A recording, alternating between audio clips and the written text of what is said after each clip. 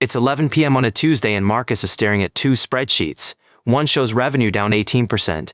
The other shows his 3 best employees, the ones competitors keep trying to poach. He could cut payroll, save $40,000 a year. But here's what keeps him up. The last time he had to hire for these roles, it took 9 months and cost him twice that in lost productivity. This is the decision thousands of small business owners are making right now, and the data says they might be onto something. It's called labor hoarding. And before you dismiss it as just a fancy term for not laying people off, I want you to hear this. Small employer turnover just hit 3.9%. That's the lowest it's been in 9 years of ADP tracking this metric. 9 years. Small businesses aren't panicking, they're calculating. And today, I'm going to show you exactly what that calculation looks like and whether it makes sense for you. Let's start with what's actually happening in the labor market right now, because the signals are mixed, and that's being generous. On one hand, small businesses are still the job creation engine. They added 85,000 positions in March alone. Meanwhile, medium and large companies? They're cutting. Medium-sized businesses lost 20,000 jobs. Large enterprises lost another 4,000. But small businesses, they're holding. Some are even growing. Here's the tension. 45% of small business owners say they're getting few or no qualified applicants for their open positions. So you've got businesses that want to hire and can't find the people. And you've got economic uncertainty making everyone nervous about adding headcount. When you ask owners what's keeping them up at night, they'll tell you business growth concerns at 26%, labor costs right behind at 24%, and talent sourcing, 23%. That means nearly a quarter of small business owners consider finding good people one of their top 3 problems. Now put yourself in that position. Revenue's uncertain. Good people are impossible to find. And the employees you already have, they know their worth. So what do? You hold. You keep the people you've got, even if revenue dips. Because the alternative, the hiring market out there, it's brutal. That's labor hoarding in action. And according to the data, it's not just happening, it's working. Firms that hoard labor are significantly more likely to survive downturns. And here's something that surprised me. The survival benefit was strongest for women-owned and women-led businesses. The research calls it out specifically. Now, I want to be clear about something. This isn't a recommendation to never fire anyone. Every situation is different, but the pattern in the data is hard to ignore. A third of small businesses cite increased labor costs as the main reason they've paused hiring for the next 6 months. They're not adding, but they're not cutting either. The researchers have a term for this: workforce preservation. Retaining workers acts less as a cost and more as a strategy for stability. The quote from the research says it directly: retaining workers provides stability at the expense of rapid post-recession growth. There's a trade-off here. When the market recovers, labor hoarders might not scale as quickly as businesses that cut deep and hired fresh. But they'll still be around to scale at all. And that brings us to the real question. If you're going to hold on to your people, how do you make that investment actually pay off? First thing you might consider, run a skills inventory. I mean, actually document what your team can do, not job titles, capabilities. Who knows your CRM inside and out? Who's the only one who can troubleshoot the packaging machine? Where are your single points of failure? When you know what you have, you can see what you're missing, and that tells you where training dollars should go, instead of just hoping development happens. And speaking of development, here's the number you need to know. The number 1 reason people leave voluntarily isn't money. It's lack of growth opportunities. Think about that. Your best people aren't necessarily leaving for more money. They're leaving because they can't see a future where they are. So if you're holding on to your team, you might want to show them where they can go.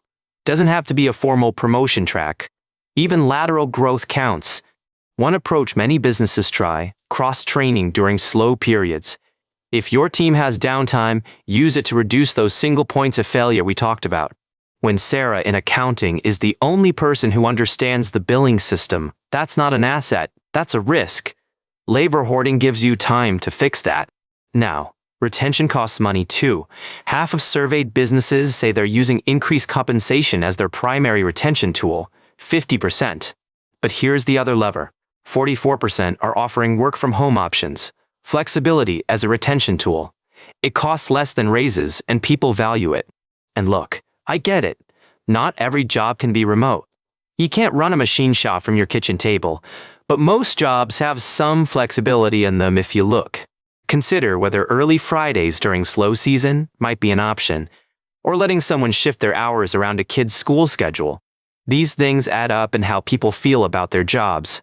The research on retention keeps coming back to the same themes. Feeling appreciated, being recognized, seeing a future here. These aren't perks, they're fundamentals. One thing that tends to help, having honest conversations about uncertainty. Employees who understand the business situation and feel included are often less likely to job hunt preemptively. When people don't know what's happening, they assume the worst, and they start looking. A little transparency goes a long way toward keeping good people in the room. You might want to calculate what I call your rehiring cost. This is the benchmark for how much retention investment actually makes sense. Factor in recruiting fees, usually 15 to 20% of salary. Factor in training time, lost productivity while someone gets up to speed, institutional knowledge that walks out the door. Add all that up, and you've got your number. That's how much you can justify spending to keep someone. For key roles, it's often a lot more than people realize. Remember, employers say they'd rather keep strong employees even during slow periods than risk struggling to rehire later. That's the calculus at work here.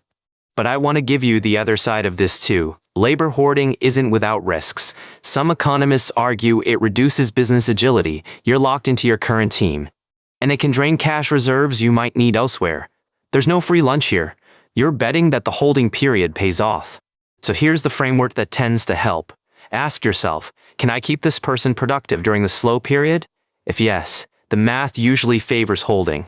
If you can cross-train them, upskill them, or put them on projects that build capacity for the recovery, you're not just paying them to wait. You're investing. The businesses that are thriving through labor hoarding aren't just holding on, they're using the time, building deeper bench strength, fixing the systems that always needed fixing. When demand comes back, and it will, they'll be ready to scale with people who already know the business, the customers, the quirks of how things actually get done. Now, I've been doing this kind of analysis for a while now, and if this is helpful, if you want to keep hearing about the signals that actually matter for small business, hit subscribe. We put these out every week. Let me bring this back to Marcus, the guy at the beginning of this episode. 2 spreadsheets. Revenue down. 3 employees he doesn't want to lose. Marcus did the math. Replacing those 3 people would cost him about $60,000. Training time. Lost relationships with key accounts, the knowledge of how his shop actually runs.